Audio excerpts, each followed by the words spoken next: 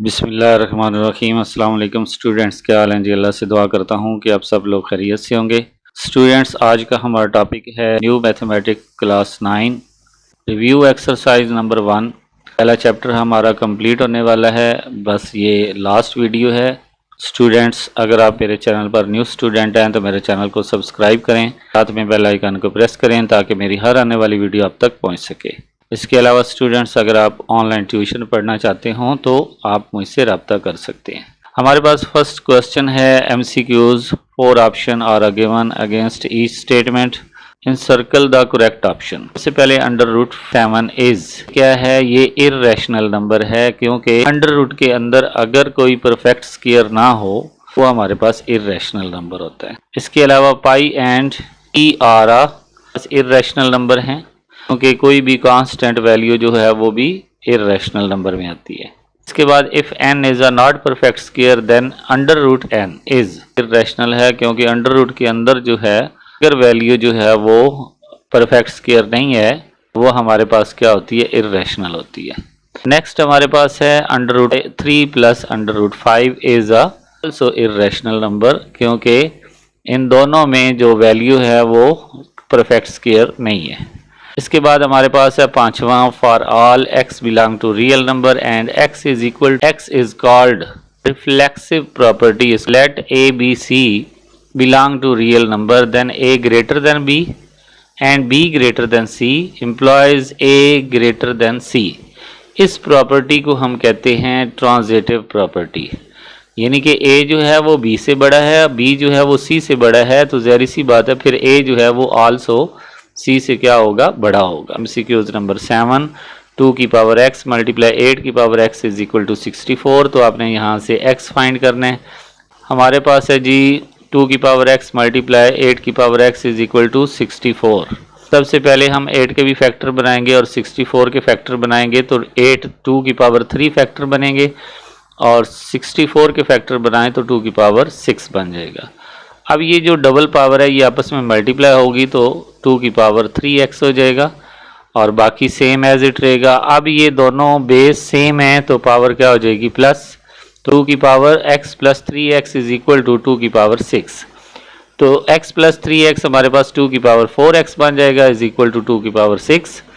अब बेस चूँकि सेम है तो पावर भी सेम होगी, तो 4x इज इक्वल टू 6। अब ये 4 इधर आकर क्या हो जाएगा? डिवाइड हो जाएगा, क्योंकि ये 4x के साथ मल्टीप्लाई हो रहा है। दूसरी साइड पे आकर डिवाइड होगा तो ये हमारे पास आ जाएगा 6/4। कैंसिल आउट करेंगे 2 पे 3 2s are and 2 2s are, तो ये हमारे पास 3/2 हमारा ऑप्शन जो है वो ठीक होगा, 3/2 ये वाला। इसके बाद हमारे पास let A B belong to real number then a is equal to b and b is equal to a is called a symmetric कहते हैं। उसके बाद ये 9 वाला है √75 प्लस √27 इज इक्वल टू 75 के फैक्टर बनाएं तो 5 का स्क्वायर मल्टीप्लाई 3 और 27 के फैक्टर बनाएं तो 3 का स्क्वायर मल्टीप्लाई 3 आ जाएगा। तो ये जिनका स्क्वायर है ये बाहर आ जाएंगे। अब हमारे पास आ जाएगा 5 प्लस 3 इज इक्वल टू 8 √3। 8 √3 ये वाला ऑप्शन ठीक है। द प्रोडक्ट ऑफ, यानी कि पहले आप इनको मल्टीप्लाई करें उसके बाद बताएं कि इनका ऑप्शन क्या ठीक है।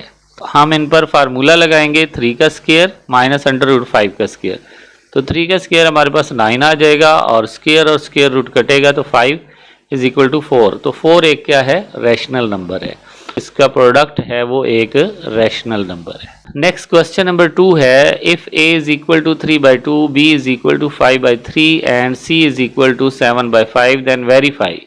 ये a b c की वैल्यू दी हुई है, आपने पार्ट नंबर a और b को क्या करना है? वेरीफाई करना है। तो इसमें हम a की वैल्यू पुट करेंगे 3/2, b की वैल्यू 5/3 प्लस c की वैल्यू 7/5। इसके बाद ये दोनों मल्टीप्लाई हो रहे हैं तो 3/2 मल्टीप्लाई 5/3 और 3/2 मल्टीप्लाई 7/5। तो सबसे पहले ब्रैकेट को सॉल्व किया जाता है, तो ब्रैकेट में हम सबसे पहले ये 3 और 5 का एलसीएम निकालेंगे। तो 3 5 का एलसीएम हमारे पास आ जाएगा 3 1s are 5 as it 5 1s are, तो ये हमारे पास 15 आ जाएगा। एलसीएम को फर्स्ट डिनोमिनेटर पर डिवाइड करेंगे, यानी कि 15 को हम डिवाइड करेंगे जी 3 पर, ये फर्स्ट डिनोमिनेटर। 3 5 ज़ार 15, तो ये जो हमारा आंसर आया है इसको हम नोमिनेटर के साथ मल्टीप्लाई कर देंगे।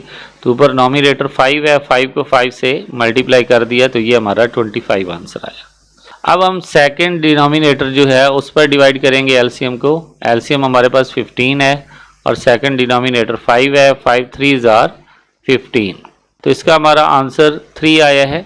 इस 3 को हम 7 के साथ मल्टीप्लाई करेंगे, 3 7 ज़ार 21, तो ये हमारे पास 21 आ जाएगा। अब ये 25 प्लस 21 इज डिवाइडेड बाय 15 आ जाएगा। अब हम अगर कैंसिल आउट होते हैं तो कैंसिल आउट कर दें, ये 3 1 ज़ार और 3 5 ज़ार, और ये 2 1 ज़ार 2 23 ज़ार, तो ये हमारे पास 23/5 आंसर आ जाएगा लेफ़्ट साइड का। राइट साइड पर हम क्या करेंगे, ये 3 3 से कैंसिल हो जाएगा, रह जाएगा 5/2, और इधर हम 7 3 ज़ार 21 और 2 5 ज़ार 10। अब इसका भी हम एलसीएम लेंगे, 2 और 10 का हमने एलसीएम लेना है, तो 2 पे डिवाइड करें, 2 1 ज़ार 2 5 ज़ार, फिर 5 पे डिवाइड करें 1 and 1, तो 5 2 ज़ार 10, 10 हमारा एलसीएम आ जाएगा। अब फर्स्ट डिनोमिनेटर पे अगर हम डिवाइड करें, 10 को 2 पे डिवाइड करें तो हमारे पास 5 आंसर आता है। तो 5 को हम डिनोमिनेटर के साथ मल्टीप्लाई करेंगे तो 5 5 ज़ार 25 आ जाएगा। नेक्स्ट हमारे पास जो एलसीएम को सेकंड डिनोमिनेटर 10 है, 10 पर डिवाइड करेंगे तो 1 आएगा, 1 से मल्टीप्लाई करेंगे 21 1 ज़ार, हमारे पास 21 ही आ जाएगा। 25 प्लस 21 इज इक्वल टू 46। अब इसको भी 2 पे कट करेंगे 23/5, तो ये हमारे पास वेरीफाई हो गया, चूँकि दोनों साइडें इक्वल आ गई। अब हमने इसी तरह आपने इसको भी सॉल्व करना है। सामने मैंने सॉल्व किया हुआ है। इसमें आपने क्या करना है, पहले आपने ब्रैकेट को सॉल्व करना है, इसी तरह आपने एलसीएम लेना है। इसका एलसीएम 3 और 2 का एलसीएम 6 आएगा। अब 2 के टेबल में 6 जो है वो 3 टाइम आता है, तो 3 3 ज़ार 9। इसी तरह 3 के टेबल में 6 2 ज़ार आता है, तो 5 2 ज़ार 10, तो ये हमारे पास 9 प्लस 10 19 आ जाएगा। और इधर हमारे पास 7/5 मल्टीप्लाई हो रहा है, तो हम क्या करेंगे, 19 को 7 से मल्टीप्लाई करेंगे और 6 को 5 से मल्टीप्लाई करेंगे, तो हमारे पास आ जाएगा 133/30। इसके बाद हम राइट साइड पे आएंगे, तो ये हमारे पास 7 3 ज़ार 21 बाय 5 2 ज़ार 10, और इधर हमारे पास 5 5 से कट हो जाएगा, तो 7/3 रह जाएगा। फिर एलसीएम लेंगे, एलसीएम हमारा 30 आएगा। 10 के टेबल में 33 ज़ार आता है, तो इसलिए 21 को 3 से मल्टीप्लाई करेंगे, और 3 के टेबल में 30 जो है वो 10 ज़ार आता है, तो 7 को 10 से मल्टीप्लाई करेंगे तो हमारे पास 70 आ जाएगा। 63 प्लस 70 इज इक्वल टू 133। तो ये हमारे पास क्वेश्चन जो है ये कंप्लीट हुआ। नेक्स्ट क्वेश्चन की तरफ बढ़ते हैं। हमारे पास क्वेश्चन नंबर 3 है, जिसमें फिर से ए बी सी की वैल्यू दी हुई है। हमने associative property of the real number with respect to addition and multiplication इसको सॉल्व करना है। ये मैंने सॉल्व किया हुआ है। इसमें हमारे पास जो associative property with respect to addition है वो मैंने यहाँ पर लिखी हुई है, A plus into B plus C is equal to A plus B plus C. ये वाली हमारे पास एसोसिएटिव प्रॉपर्टी होती है।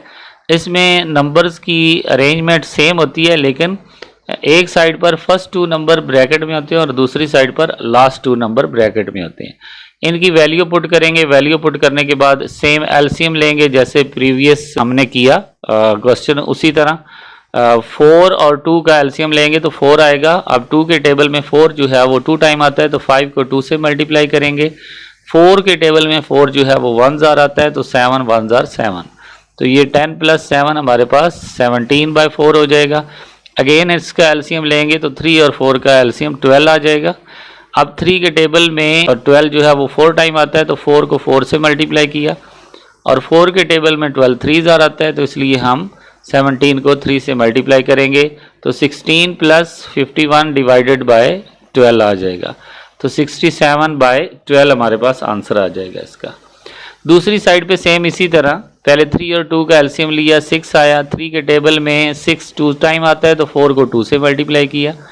2 के टेबल में 6 3 ज़ार आता है तो 5 को 3 से मल्टीप्लाई किया। तो ये 8 + 15 डिवाइडेड बाय 6, 23/6, 7/4। अब हम क्या करेंगे, 6 और 4 का एलसीएम निकालेंगे तो इसका भी एलसीएम हमारे पास 12 ही आएगा। अब 6 जो है वो 12 तक 2 टाइम जाता है तो 23 को 2 से मल्टीप्लाई करेंगे। 4 जो है वो 12 पर 3 टाइम जाता है तो 7 को 3 से मल्टीप्लाई करेंगे। 46 + 21 = 67/12। Associative property with respect to multiplication a × bc = abc। इसमें भी वही है कि एक साइड पर अरेंजमेंट ऐसी ही होती है, सेम होती है दोनों साइडों पर, लेकिन एक साइड पर लास्ट 2 नंबर जो हैं वो ब्रैकेट में होते हैं और दूसरी साइड पर फर्स्ट 2 नंबर ब्रैकेट में होते हैं। तो यहाँ पे हम इनकी वैल्यू पुट करने के बाद इनको सॉल्व करेंगे। 7 5 ज़ार 35 और 2 4 ज़ार 8 आ जाएगा, और ये 4 1 ज़ार और 4 2 ज़ार। अब हमारे पास कैंसिल आउट नहीं होते तो 35 1 ज़ार 35 और 3 2 ज़ार 6 आ जाएगा। दूसरी साइड पे ये 2 1 ज़ार आ जाएगा और 2 2 ज़ार आ जाएगा। 5 2 ज़ार 10 हो जाएगा, 3 1 ज़ार 3 आ जाएगा और 7/4। इनको हम 2 पे कट करेंगे, 2 2 ज़ार 4 और 2 5 ज़ार 10। 7 5 ज़ार 35 और 3 2 ज़ार 6। तो ये भी हमारा आंसर सेम आ गया है, तो ये भी वेरीफाई हो गया है। नेक्स्ट हमारे पास क्वेश्चन नंबर 4 है, is 0 a rational number, explain it. Yes, 0 जो है हम डिस्कस करते हैं। Yes, 0 is a rational number because it right in the form of a p/q। 0 को हम 0/1 लिख सकते हैं, इसलिए इसको हम p/q की फॉर्म में कह सकते हैं। p और q का तल्लक इंटीजर नंबर से है और q does not equal to 0 है, इस लिहाज से हम कह सकते हैं कि 0 क्या है, एक रैशनल नंबर है। नेक्स्ट हमारे पास है state trichotomy property of the real number. Trichotomy property for all, कोई भी नंबर लिया जाए, रियल नंबर में से कोई भी नंबर लिया जाए, या तो वो दोनों इक्वल होंगे, या पहला नंबर दूसरे से बड़ा होगा, या पहला नंबर दूसरे से छोटा होगा। इसको याद रखने के लिए मैं सिंपल सी एक एग्जांपल देता हूँ कि अगर आपके सामने दो चीज़ें रखी जाएं और आपको ये पूछा जाए कि क्या ये दोनों इक्वल हैं या इनमें कोई बड़ा छोटा है, तो आपके पास 3 ही ऑप्शन हैं। आप ये कह सकते हैं कि या तो ये दोनों इक्वल हैं, या ये कह सकते हैं कि पहली वैल्यू दूसरी से बड़ी है, या फिर ये कह सकते हैं कि पहली वैल्यू दूसरी से छोटी है। इसके अलावा आपके पास कोई और स्टेटमेंट नहीं बन सकती, तो इसको हम कहते हैं ट्राइकोटमी। नेक्स्ट हमारे पास है find 2 rational number between 4 and 5। इन दोनों को प्लस करेंगे, डिवाइडेड बाय 2 करेंगे तो 4 और 5 को प्लस किया 9, 9 डिवाइडेड बाय 2 = 9/2 आ जाएगा। फिर हमने 9/2 को या तो 4 में प्लस करना है या फिर 5 में प्लस करना है, तो हमारे पास दूसरा नंबर भी आ जाएगा। तो ये 9/2 + 5 मैंने किया, डिवाइडेड बाय अगेन 2 किया। अब ये मैंने लिखा कि 5 के नीचे कोई डिनोमिनेटर नहीं है तो 1 होता है, 2 के नीचे भी कोई डिनोमिनेटर नहीं है तो 1 होता है। तो इनको भी हमने एलसीएम लेकर प्लस किया। 2 और 1 का एलसीएम लिया, 2 आया।